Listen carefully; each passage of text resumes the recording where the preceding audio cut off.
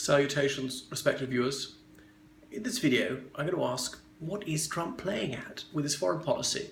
Focusing particularly on North Korea, where he's been even more erratic than usual. I mean, how many volte-fasces can he perform in one day? Remember, 4 months ago, he was threatening nuclear war against North Korea. Then suddenly, all was sweetness and light. He was lovey-dovey. He was going to meet Chairman Kim, who was the great leader of a great country and a great people, no doubt. That 12th of June meeting was scheduled to take place in Singapore. Then, what happened? Well, John Bolton, whom Trump regards as a guru, was saying, let's have a Libya model. Well, he was then a private citizen. And after having said something that the North Koreans were going to find very worrisome and offensive, he then made National Security Advisor. Trump echoes Bolton's sentiments. The most powerful man in the United States is the last man who spoke to Trump. Trump wouldn't take a woman's advice. Was this some sort of aberration on the Trump administration's behalf? So the North Koreans were thinking, but no, the vice president repeated it. And that really spooked the North Koreans. Why would they give up their nukes? They felt that would guarantee that they would then be invaded. So just because of saying something that the Trump administration found worrisome, Trump pulled out of the Singapore talks, left the window open, might happen after all, and now he's saying, yeah, I'll meet them. I mean, what? Where are we? He's in a flat spin. Nobody knows what's happening. Does he know his own mind? The pushback from North Korea when Trump said he wouldn't go to Singapore to meet Chairman Kim was not as bad as some people anticipated, including your humble servant. So sanctions and the realistic threat of military action were working. It was getting to the North Koreans. But perhaps Kim's also enticed by the chance to meet a sitting US president. Trump and Chairman Kim may see each other as kindred spirits.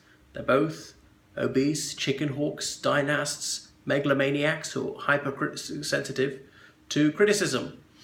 The US government accused the North Koreans of bad faith. Hours before that, they had destroyed a complex of tunnels to be used for their nuclear weapons, and that was verified, witnessed by international observers. What had the US done comparable to that? They'd gone ahead with their war games in South Korea, to which the North Koreans had vehemently objected. South Koreans weren't keen on these. They were very happy to work towards rapprochement with North Korea. So the North Koreans have been goaded a lot, and it was so stupid of the Trump administration to talk about the Libya model. That was the last thing the North Koreans want to hear. Trump was very imprudent not to seek advice and to build up this step by step. You usually have talks about talks to make sure that when the head of state summit comes, there's a good chance of success. As it happens, there was going to be a very slim chance of success because Trump, in a typically incautious move, was demanding the ultimate from North Korea without offering them anything in return. I mean, investment, they'd had that before. No amount of money was really worth something which was of existential value to Kim Jong Un's cruel regime, nuclear weapons. Anyway, so there's no telling what he'll do next. He's very careless, reckless. If you were Kim Jong Un, why would you give up your nuclear weapons? Why? I know he's dreadful, he's a bloody tyrant. Don't get me wrong, I hold no brief for him. I have not the least sympathy for his vicious regime. The world would be much better off without it. The question is, what do we put in room of it? If it was something like South Korea, that would be delightful. But there might well be dystopia. There might be millions of refugees heading to China. Freedom for North Korea might be at the cost of millions of dead. How many millions is worth it? It's imponderable. So the North Korean regime has got no humanity, and they're not going to respond to appeals to spare their people suffering.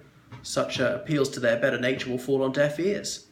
People say Trump shakes it up. Well, he does, but in the case of North Korea, this is stirring a hornet's nest, and it bodes ill for any attempt at reconciliation with the Iranians. Now, the North Koreans and the Iranians have cooperated for decades.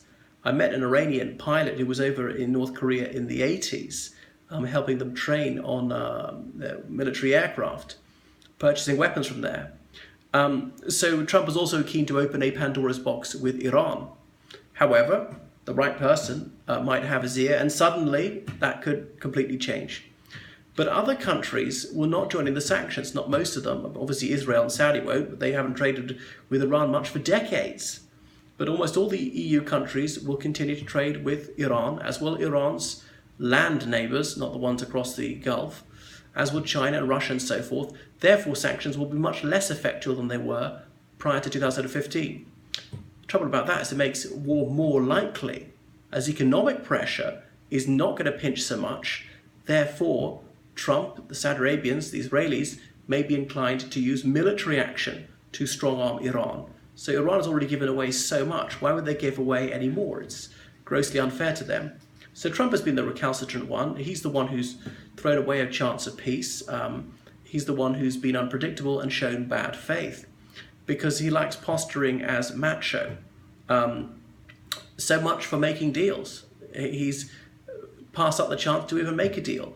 Why would Kim Jong Un agree to meet Trump again? I mean, he might do, but of course he could be humiliated again by Trump changing his mind yet again. Trump could sign off on something in Singapore and then suddenly renege on it. So he breaks deals more often than he makes them. The man is utterly unreliable, can't even rely on himself. I can't think of anyone else more untrustworthy. I mean, the North Koreans are tediously consistent on one thing. They are not going to give up their nuclear weapons under any circumstances. I wish they did. I hope that changes. But for the foreseeable future, ain't going to happen. Is the United States about to give up its nuclear weapons? No more likely than to give up its constitution. So, anyway, why would the Iranians make a deal with the Trump administration when they know he's got this terrible track record of breaking his solemn promises?